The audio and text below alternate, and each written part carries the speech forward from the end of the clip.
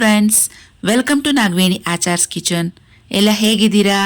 ನಾನಿಲ್ಲಿ ಬಿಂದಾಸ್ ಆಗಿದ್ದೀನಿ. ನೀವು ಕೂಡ ಅಲ್ಲಿ ಸೂಪರ್ ಆಗಿರ್ತೀರಾ ಅಂತ ಭಾವಿಸ್ತೀನಿ. ಇವತ್ತಿನ ವ್ಲಾಗ್ ಸ್ಟಾರ್ಟ್ ಮಾಡೋಣ. ಇವತ್ತಿನ ವ್ಲಾಗಲ್ಲಿ ಒಂದು ಬ್ರೇಕ್ಫಾಸ್ಟ್ ರೆಸಿಪಿ, ಸೂಪರ್ ಆಗಿರುವಂಥ ಸಬ್ಸಿಗೆ ಸೊಪ್ಪಿನ ಅಕ್ಕಿ ರೊಟ್ಟಿ ಹೇಗೆ ಮಾಡೋದು ನೋಡ್ಕೊಳ್ಳೋಣ. ಜೊತೆಗೆ ಮೊಳಕೆ ಹುರುಳಿಕಾಳಿನ ಪಲ್ಯ ಇನ್ಸ್ಟೆಂಟಾಗಿ ಹೇಗೆ ಮಾಡೋದು ಅಂತ ನೋಡ್ಕೊಳ್ಳೋಣ. ಲಾಸ್ಟ್ ಸಂಡೇ ನಮ್ಮ 3 ಜನ ಮಕ್ಕಳು ಹಾಗೂ ನಮ್ಮ ದೊಡ್ಡ ಮಗನ ಕಾಲೇಜ್ ಫ್ರೆಂಡ್ಸ್ ಎಲ್ಲರೂ ಸೇರಿ ಒಂದು ಮಿನಿ ಟ್ರಿಪ್ಪನ್ನು ಆರ್ಗನೈಸ್ ಮಾಡಿಕೊಂಡು ಹೋಗಿದ್ರು ವಾಯ್ನಾಡ್ಗೆ. So on the way Muthanga forest ಮೇಲೆ ಹೋಗಬೇಕು. ಸೊ ಅಲ್ಲಿಂದ ಡೈರೆಕ್ಟಾಗಿ ವಿಡಿಯೋ ಕಾಲ್ ಮಾಡಿದರು. ಹಾಯ್. ಹಾಂ, ಟಿಫನ್ ಇನ್ನೂ ಇಲ್ಲ, ಈಗ ಮಾಡಬೇಕು. ಸೊ ಹುಡುಗರೆಲ್ಲ ಮಾತಾಡ್ತಾ ಇದ್ದಾರೆ. ಇವರಿಬ್ರು ಗೊತ್ತಲ್ಲ ನಿಮಗೆ, ಹರ್ಷಿತಾ, ಹರಿಣಿ. ಅಟ್ ಪ್ರೆಸೆಂಟ್ ಇವರು ಮುತ್ತಂಗ ಫಾರೆಸ್ಟಲ್ಲಿ ಒಂದು ಗೆಸ್ಟ್ ಹೌಸ್ ಥರ ರೂಮ್ ಮಾಡಿಕೊಂಡು ಅಲ್ಲಿ ಆಲ್ಟ್ ಆಗಿದ್ದಾರೆ. ಸೊ ಅಲ್ಲಿಂದ ಡೈರೆಕ್ಟಾಗಿ ವಿಡಿಯೋ ಕಾಲ್ ಮಾಡಿದರು. ವಿಡಿಯೋದಲ್ಲಿ ನೋಡ್ತಾ ಇದ್ರೇ ನೇಚರಲ್ಲಿ ತುಂಬ ಚೆನ್ನಾಗಿತ್ತಲ್ಲಿ.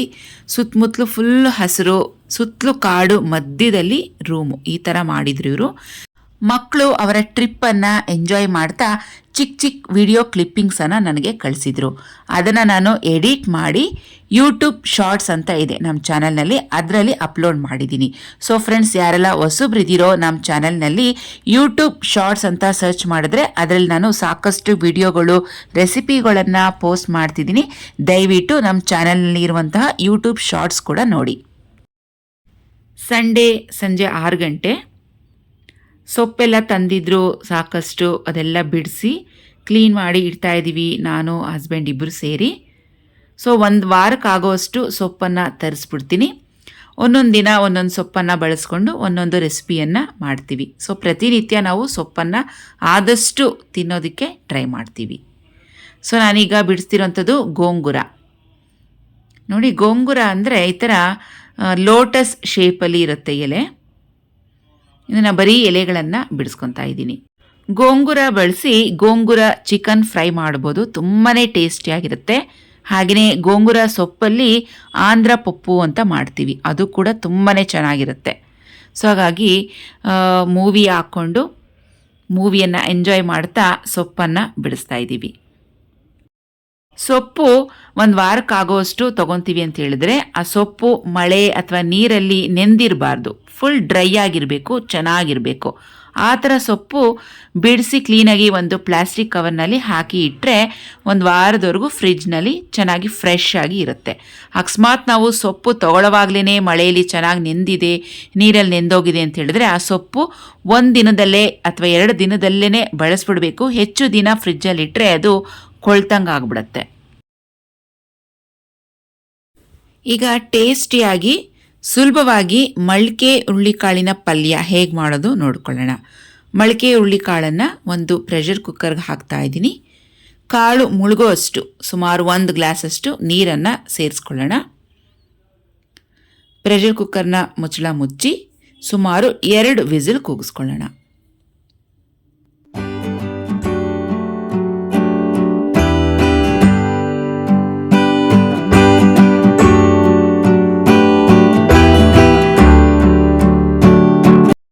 ಸಬ್ಸಿಗೆ ಸೊಪ್ಪಿನ ಅಕ್ಕಿ ರೊಟ್ಟಿಗೆ ಸುಮಾರು 3 ರಿಂದ 4 ಸಣ್ಣದಾಗಿ ಕಟ್ ಮಾಡಿರುವಂಥ ಈರುಳ್ಳಿ ಒಂದು ಮಿಕ್ಸಿಂಗ್ ಬೌಲ್ಗೆ ಹಾಕ್ಕೊಳ್ಳೋಣ. ಸಬ್ಸಿಗೆ ಸೊಪ್ಪು ಬಿಡಿಸಿಟ್ಟಿರುವಂಥದ್ದು, ಇದನ್ನು ಒಂದು ದೊಡ್ಡ ಬೇಸಿನ್ ಅಥವಾ ಪಾತ್ರೆಗೆ ನೀರು ಹಾಕಿ ಸುಮಾರು 2 ರಿಂದ 3 ಸತಿ ವಾಶ್ ಮಾಡ್ಕೋಬೇಕು. ರೊಟ್ಟಿ ಮಾಡಬೇಕಾದ್ರೆ ಸಬ್ಸಿಗೆ ಸೊಪ್ಪಲ್ಲಿ ಕಡ್ಡಿ ಥರ ಇರೋವಂಥದ್ದು ಜಾಸ್ತಿ ಹಾಕಬಾರ್ದು. ಬರೀ ಎಳೆಯದಾಗಿರುವಂಥ ಸೊಪ್ಪು ಅದನ್ನು ಮಾತ್ರ ಬಿಡಿಸಿ ಹಾಕಬೇಕು. ಇಲ್ಲಿ ಸುಮಾರು 2 ಕಟ್ಟು ಸಬ್ಸಿಗೆ ಸೊಪ್ಪು ಹಾಕ್ತಾ ಇದ್ದೀನಿ. ನೀರು ಹಾಕಿ ಸುಮಾರು 2 ರಿಂದ 3 ಸಲ ವಾಶ್ ಮಾಡಿ ಆಮೇಲೆ ಈ ಥರ ಒಂದು ಸ್ಟ್ರೇನರ್ಗೆ ಹಾಕಿಡಬೇಕು. ಸೊಪ್ಪಲ್ಲಿರುವಂಥ ಎಕ್ಸ್ಟ್ರಾ ನೀರೆಲ್ಲ ಸ್ಟ್ರೇನ್ ಆಗಬೇಕು. ಇಲ್ಲಾಂದರೆ ಸೊಪ್ಪಿನಲ್ಲಿ ನೀರಿನಂಶ ಹಾಗೆ ಇದ್ದರೆ ಅಕ್ಕಿ ರೊಟ್ಟಿಗೆ ಹಾಕಿ ಕಲಿಸಿದಾಗ ತುಂಬ ತೆಳುವಾಗ್ಬಿಡುತ್ತೆ. ರೊಟ್ಟಿ ನಮಗೆ ತಟ್ಟೋದಕ್ಕೆ ಹದ ಬರೋದಿಲ್ಲ, ತುಂಬ ತೆಳುವಾಗ್ಬಿಡುತ್ತೆ. ಆದ್ದರಿಂದ ಸೊಪ್ಪನ್ನು ಚೆನ್ನಾಗಿ ವಾಶ್ ಮಾಡಿದ್ಮೇಲೆ ಒಂದು ಸ್ಟ್ರೇನರ್ಗೆ ಹಾಕಿ ಎಕ್ಸ್ಟ್ರಾ ನೀರೆಲ್ಲ ತೆಗಿಬೇಕು.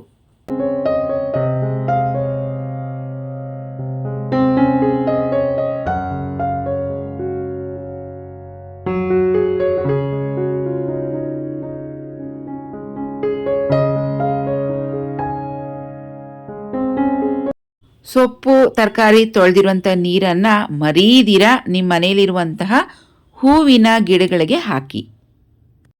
ಸಬ್ಸಿಗೆ ಸೊಪ್ಪನ್ನು ಎಷ್ಟು ಸಣ್ಣದಾಗಿ ಕಟ್ ಮಾಡೋದಕ್ಕೆ ಸಾಧ್ಯನೋ ಅಷ್ಟು ಸಣ್ಣದಾಗಿ ಕಟ್ ಮಾಡಬೇಕು. ದಪ್ಪ ದಪ್ಪ ಕಟ್ ಮಾಡಿದ್ರೆ ರೊಟ್ಟಿ ತಟ್ಟೋವಾಗ ಚೆನ್ನಾಗಿ ಬರೋದಿಲ್ಲ, ರೊಟ್ಟಿ ಕಿತ್ತೋಗುತ್ತೆ. ಫ್ರೆಂಡ್ಸ್, ಹೊರಗಡೆ ಮಳೆ ಬರ್ತಾ ಇರುತ್ತೆ, ಮನೆ ಒಳಗೆ ಬಿಸಿ ಬಿಸಿ ರೊಟ್ಟಿ ಮಾಡ್ಕೊಂಡು ತಿಂದರೆ ಅದ್ರ ಮಜಾನೇ ಬೇರೆ ಅಲ್ವಾ? ಫ್ರೆಂಡ್ಸ್, ಈಗ ವಿಂಟರ್ ಸ್ಪೆಷಲ್ ಪ್ರತಿದಿನ ಒಂದೊಂದು ಥರದ ರೊಟ್ಟಿಗಳ ರೆಸಿಪಿಗಳನ್ನು ಮಾಡಿ ನಿಮಗೆ ತೋರಿಸ್ಬೇಕು ಅಂತ ಪ್ಲ್ಯಾನ್ ಮಾಡಿದ್ದೀನಿ. ಸೊ ಇದ್ರ ಬಗ್ಗೆ ನಿಮ್ಮ ಅಭಿಪ್ರಾಯ ಏನು? ಸೊ ನಿಮಗೆ ವೆರೈಟೀಸ್ ಆಫ್ ರೊಟ್ಟಿಗಳು ಬೇಕು, ರೆಸಿಪಿಗಳು ಅಂತ ಹೇಳಿದ್ರೆ ಖಂಡಿತವಾಗಿಯೂ ಕಮೆಂಟ್ ಸೆಕ್ಷನಲ್ಲಿ ಕಮೆಂಟ್ ಮಾಡಿ. ಹಾಗೆಯೇ ನಿಮಗೆ ಯಾವ ಥರದ ರೊಟ್ಟಿ ಬೇಕು ಅಂತ ಕೂಡ ಟೈಪ್ ಮಾಡಿ. ಫ್ರೆಂಡ್ಸ್, ಈಗ ಅಕ್ಕಿ ಹಿಟ್ಟನ್ನು ಜರಡಿ ಮಾಡಿ ಒಂದು ಬೌಲಷ್ಟು ತೊಗೊಂಡಿದ್ದೀನಿ. ಅದರಲ್ಲಿ 3/4 ಬೌಲಷ್ಟು ಅಕ್ಕಿ ಹಿಟ್ಟನ್ನು ಈರುಳ್ಳಿ ಜೊತೆಗೆ ಸೇರಿಸಿದ್ದೀನಿ. 1 ಸ್ಪೂನಷ್ಟು ಕಡಲೆಬೇಳೆ, 1 ಸ್ಪೂನಷ್ಟು ಜೀರಿಗೆ, 1 ಟೀ ಸ್ಪೂನ್ ಅರಿಶಿಣ, ಹಾಗೆಯೇ 1 ರಿಂದ 1.5 ಟೀ ಸ್ಪೂನಷ್ಟು ಉಪ್ಪು. ಇದ್ರ ಜೊತೆಗೆ ಸಣ್ಣದಾಗಿ ಕಟ್ ಮಾಡಿರುವಂಥ ಸಬ್ಸಿಗೆ ಸೊಪ್ಪು. ನೋಡಿ, ಸಬ್ಸಿಗೆ ಸೊಪ್ಪು ಕಟ್ ಮಾಡಿ ಹಾಕಿದ್ದೀನಿ. ಅದರಲ್ಲಿ ಸ್ವಲ್ಪನೂ ನೀರಿನ ಅಂಶ ಇಲ್ಲ. ಹೀಗೆ ಈ ರೀತಿ ಹಾಕಬೇಕು. ಈಗ ಇದನ್ನೆಲ್ಲ ಒಂದ್ಸಲ ಚೆನ್ನಾಗಿ ಮಿಕ್ಸ್ ಮಾಡ್ಕೊಳ್ಳೋಣ. ಕಡಲೆಬೇಳೆ ಬೇಕು ಅಂದರೆ ನೀವು ನೀರಲ್ಲಿ 1 ಅವರಷ್ಟು ನೆನೆಸಿ ಆಮೇಲೂ ಸಹ ಸೇರಿಸ್ಕೋಬೋದು, ಇಲ್ಲ ಹಾಗೆಯೇ ಡೈರೆಕ್ಟಾಗೂ ಸಹ ಹಾಕ್ಕೋಬೋದು.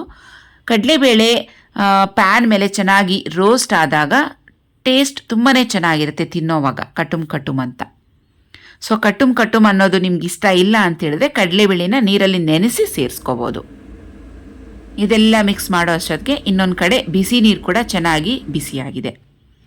ಈಗ ಇದಕ್ಕೆ ಸ್ವಲ್ಪನೇ ಬಿಸಿ ನೀರನ್ನು ಹಾಕಿ 1 ಸ್ಪೂನಿನ ಸಹಾಯದಲ್ಲಿ ಚೆನ್ನಾಗಿ ಮಿಕ್ಸ್ ಮಾಡ್ಕೊಳ್ಳೋಣ. ನೋಡಿ, ಈ ರೀತಿಯಾಗಿ ನೀರು ತುಂಬ ಬಿಸಿ ಇರುತ್ತೆ, ಡೈರೆಕ್ಟಾಗಿ ಕೈ ಹಾಕಕ್ಕೆ ಹೋಗಬೇಡಿ. 1 ಸ್ಪೂನಲ್ಲಿ ಚೆನ್ನಾಗಿ ಮಿಕ್ಸ್ ಮಾಡ್ಕೊಳ್ಳಿ. ನೋಡಿ, ರೊಟ್ಟಿ ಹದ ಈ ರೀತಿ ಇರಬೇಕು. ತುಂಬ ಗಟ್ಟಿಯಾಗೂ ಇರಬಾರ್ದು, ತುಂಬ ತೆಳುವಾಗೂ ಇರಬಾರ್ದು. ನಮಗೆ ರೊಟ್ಟಿ ತಟ್ಟೋದಕ್ಕೆ ಬರಬೇಕು ಹದ. ಆ ಥರ ನೋಡಿಕೊಂಡು ನಾವು ನೀರನ್ನು ಮಿಕ್ಸ್ ಮಾಡ್ಕೋಬೇಕು. ನೋಡಿ, ಈಗ ಇದನ್ನು ಒಂದು 10 ನಿಮಿಷ ಹಾಗೆ ಇಟ್ಬಿಡೋಣ. ಹುರುಳಿಕಾಳನ್ನು ಬೇಯೋದಕ್ಕೆ ಇಟ್ಟಿದ್ವಲ್ಲ, 1-2 ವಿಸಿಲ್ ಆಗಿದೆ. ಪ್ರೆಷರ್ ಬಿಟ್ಟ ಮೇಲೆ ಚೆಕ್ ಮಾಡೋಣ. ನೋಡಿ, ಕಾಳು ಚೆನ್ನಾಗಿ ಬೆಂದಿದೆ. ಈಗ ಇದಕ್ಕೆ ಒಗ್ಗರಣೆ ಹಾಕ್ಕೊಳ್ಳೋಣ. ಒಗ್ಗರಣೆಗೆ ಸುಮಾರು 3 ಈರುಳ್ಳಿ ಸಣ್ಣದಾಗಿ ಕಟ್ ಮಾಡಿ ಇಟ್ಕೊಂಡಿದ್ದೀನಿ.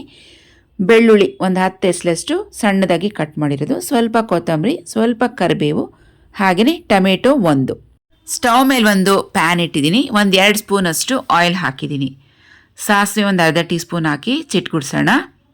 ಸಣ್ಣದಾಗಿ ಕಟ್ ಮಾಡಿರುವಂಥ ಬೆಳ್ಳುಳ್ಳಿ, ಈರುಳ್ಳಿ, ಹಾಗೆ ಸ್ವಲ್ಪ ಹಸಿ ಕರಿಬೇವು ಇವಿಷ್ಟನ್ನು ಹಾಕಿ ಚೆನ್ನಾಗಿ ಕಲರ್ ಚೇಂಜ್ ಆಗೋವರೆಗೂ ಫ್ರೈ ಮಾಡ್ಕೋಬೇಕು.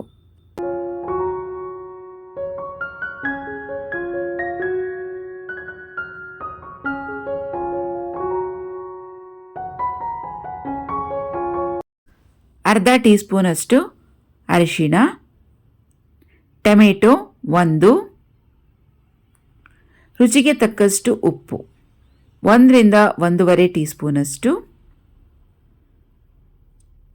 ಇದು ಒಂದು ಸ್ವಲ್ಪ ಚೆನ್ನಾಗಿ ಫ್ರೈ ಆಗಬೇಕು. ಚೆನ್ನಾಗಿ ಮಿಕ್ಸ್ ಮಾಡಿ ಇಟ್ಬಿಟ್ಟು ಒಂದು ಲಿಡ್ ಕವರ್ ಮಾಡಿ ಇಡೋಣ. ಈರುಳ್ಳಿ ಟೊಮೆಟೊ ಎಲ್ಲ ಚೆನ್ನಾಗಿ ಸಾಫ್ಟ್ ಆಗಬೇಕು, ಅಲ್ಲಿವರೆಗೂ ಇದನ್ನು ಫ್ರೈ ಮಾಡ್ಕೋಬೇಕು. ನೋಡಿ, ಆಲ್ಮೋಸ್ಟ್ ಟೊಮೆಟೊ ಎಲ್ಲ ಚೆನ್ನಾಗಿ ಫ್ರೈ ಆಗಿದೆ.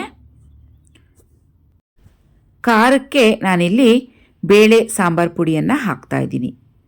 ನೀವು ರೆಡ್ ಚಿಲ್ಲಿ ಪೌಡರ್, ಧನಿಯಾ ಪೌಡರ್ ಎರಡನ್ನೂ ಮಿಕ್ಸ್ ಮಾಡಿ ಹಾಕ್ಕೋಬೋದು, ಇಲ್ಲ ಸಾಂಬಾರ್ ಪೌಡರ್ ಕೂಡ ಹಾಕ್ಬೋದು. ಯಾವ್ದು ಬೇಕಾದರೂ ಹಾಕ್ಕೊಳ್ಳಿ. ಇದೆಲ್ಲ ಒಂದ್ಸತಿ ಚೆನ್ನಾಗಿ ಮಿಕ್ಸ್ ಮಾಡಿಕೊಂಡು ಬೇಯಿಸಿಟ್ಕೊಂಡಿರುವಂಥ ಹುರುಳಿಕಾಳನ್ನು ಹಾಕ್ತಾ ಇದ್ದೀನಿ. ನೋಡಿ, ನಾವು ಹಾಕಿರುವಂಥ 1 ಲೋಟ ನೀರು ಪೂರ್ತಿ ಬಳಕೆ ಆಗಿದೆ ಕಾಳು ಬೇಯೋದಕ್ಕೆ. ಅಕಸ್ಮಾತ್ ನೀರು ಸ್ವಲ್ಪ ಉಳಿದಿದ್ರೇನೋ ಈ ಪಲ್ಯದ ಜೊತೆಗೆ ಹಾಕ್ಕೊಂಡು ಚೆನ್ನಾಗಿ ಮಿಕ್ಸ್ ಮಾಡ್ಕೊಳ್ಳಿ. ನೀರೆಲ್ಲ ಚೆನ್ನಾಗಿ ಇಂಗೋವರೆಗೂ ಬೇಯಿಸ್ಕೋಬೇಕು. ಆದರೆ ನೀರು ಸ್ವಲ್ಪ ಚೆನ್ನಾಗಿ ಬೇಯೋ ಅಷ್ಟು ಮಾತ್ರ ಹಾಕಿ ಕರೆಕ್ಟಾಗಿ ಇರುತ್ತೆ.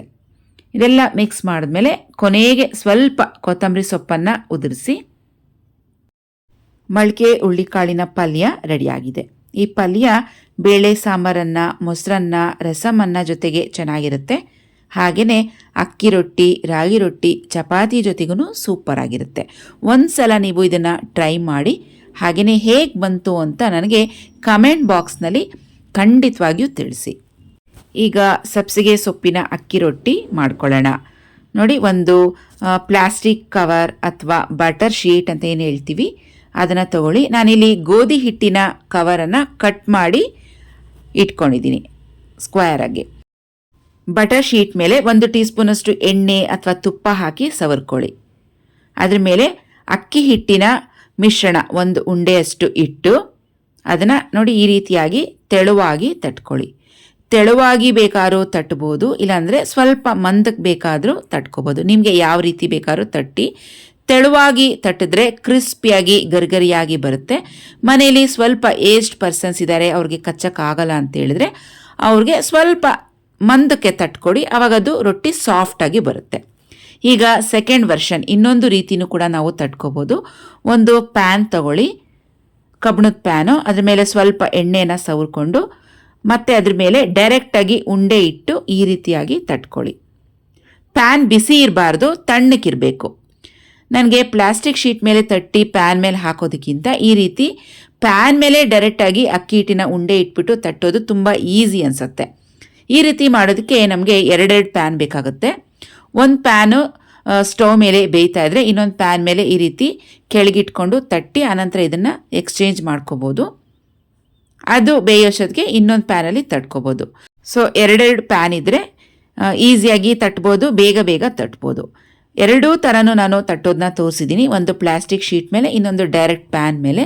ನಿಮಗೆ ಯಾವ್ದು ಈಸಿ ಆಗುತ್ತೋ ಆ ರೀತಿ ತಟ್ಕೊಳ್ಳಿ. ಇಲ್ಲ ಅಂದರೆ ಬಾಳೆ ಎಲೆ ಸಿಗ್ತಾ ಇದೆ, ನಿಮಗೆ ಈಸಿಯಾಗಿ ಅವೈಲೇಬಲ್ ಇದೆ ಅಂತ ಹೇಳಿದ್ರೆ ಬಾಳೆ ಎಲೆ ಮೇಲೂ ಸಹ ನಾವು ತಟ್ಟಿಬಿಟ್ಟು ಅದನ್ನು ಡೈರೆಕ್ಟಾಗಿ ಪ್ಯಾನ್ ಮೇಲೆ ಮಗ್ಚಾಕ್ಬೋದು. ಅದು ಇದ್ದಿದ್ದು ಈಸಿ ವರ್ಷನ್. ನೋಡಿ, ಪ್ಲಾಸ್ಟಿಕ್ ಶೀಟಿಂದ ಈಸಿಯಾಗಿ ಆ ರೊಟ್ಟಿ ಬಿಡಿಸಿ ಬರುತ್ತೆ. ನೋಡಿ, ಕರೆಕ್ಟಾಗಿದೆ ಅಲ್ವಾ? ಇದನ್ನು ಕಬ್ಬಿಣದ ಪ್ಯಾನ್ ಮೇಲೆ ಮೀಡಿಯಮ್ ಫ್ಲೇಮ್ ಇಟ್ಕೊಂಡು ಸ್ವಲ್ಪ ಆಯಿಲನ್ನು ಅಪ್ಲೈ ಮಾಡಿಕೊಂಡು 2 ಕಡೆ ಹದವಾಗಿ ಬೇಯಿಸ್ಕೋಬೇಕು. ಕ್ರಿಸ್ಪಿ ಬೇಕು ಅಂದರೆ ಆಯಿಲ್ ಹಾಕಿ ಸ್ವಲ್ಪ ನಿಧಾನಕ್ಕೆ ಬೇಯಿಸ್ಕೊಳ್ಳಿ, ಕ್ರಿಸ್ಪಿ ಆಗುತ್ತೆ.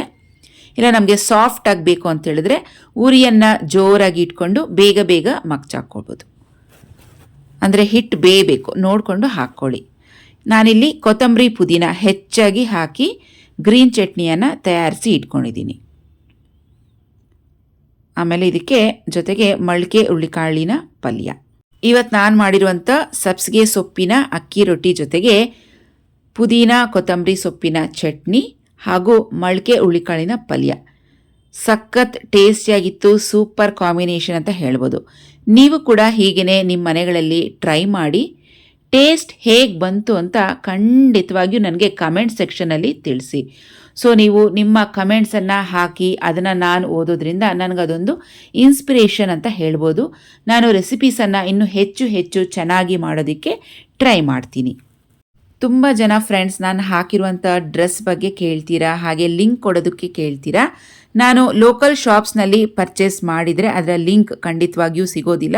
ಆನ್ಲೈನಲ್ಲಿ ಇದ್ದರೆ ಲಿಂಕ್ ಕೊಡೋದಕ್ಕೆ ಟ್ರೈ ಮಾಡ್ತೀನಿ. ಸೊ ನಾನಿವತ್ತು ಪ್ಯಾರಲಲ್ ಪ್ಯಾಂಟ್ ಅಂತ ಹೇಳ್ತೀವಿ, ಪ್ಯಾರಲಲ್ ಪ್ಯಾಂಟ್ ಕಮ್ ಸ್ಕರ್ಟ್ ಅಂತ ಹೇಳ್ತಾರೆ ಇದಕ್ಕೆ. ಸೊ ಇದನ್ನು ಹಾಕಿದ್ದೀನಿ. ಸೊ ಇದು ತೊಗೊಂಡು ಸುಮಾರು ಒಂದು 5-6 ವರ್ಷ ಆಗಿದೆ. ಇವತ್ತು ಹಾಕಿದ್ದೀನಿ. ತುಂಬ ವರ್ಷಗಳಾದಮೇಲೆ ಈ ಡ್ರೆಸ್ಸನ್ನು ಮತ್ತೆ ಟ್ರೈ ಮಾಡಿದ್ದೀನಿ. ಕರೆಕ್ಟ್ ಫಿಟ್ಟಿಂಗ್ ಇದೆ ಇವತ್ತಿಗೆ. ಸಬ್ಸಿಗೆ ಸೊಪ್ಪಿನ ಅಕ್ಕಿ ರೊಟ್ಟಿ ಜೊತೆಗೆ ಬೆಣ್ಣೆ, ಮೊಳಕೆ ಹುಳ್ಳಿಕಾಳಿನ ಪಲ್ಯ, ಕೊತ್ತಂಬರಿ ಪುದೀನ ಚಟ್ನಿ. ಸಖತ್ ಕಾಂಬಿನೇಷನ್ ಇತ್ತು, ಸಖತ್ ಟೇಸ್ಟಿಯಾಗಿದೆ. ಹೊರಗಡೆ ಮಳೆ ಬರ್ತಾ ಇದೆ, ಮನೆ ಒಳಗೆ ಬಿಸಿ ಬಿಸಿ ಅಕ್ಕಿ ರೊಟ್ಟಿಯನ್ನು ತಿಂತ ಸಖತ್ ಎಂಜಾಯ್ ಮಾಡ್ತಿದ್ದೀನಿ. ನೀವು ಕೂಡ ಹೀಗೇ ಮಳೆಗಾಲದಲ್ಲಿ ರೊಟ್ಟಿಗಳನ್ನು ಟ್ರೈ ಮಾಡಿ, ಅದರ ಮಜಾನೇ ಬೇರೆ. ಫ್ರೆಂಡ್ಸ್, ಇವತ್ತಿನ ವಿಡಿಯೋ ಇಲ್ಲಿಗೆ ಮುಗಿಸ್ತಾ ಇದ್ದೀನಿ. ಮತ್ತೆ ಭೇಟಿಯಾಗೋಣ ಮತ್ತೊಂದು ಸೂಪರ್ ಆಗಿರೋಂಥ ವಿಡಿಯೋ ಜೊತೆಗೆ. ಅಲ್ಲಿವರೆಗೂ take care and by friends.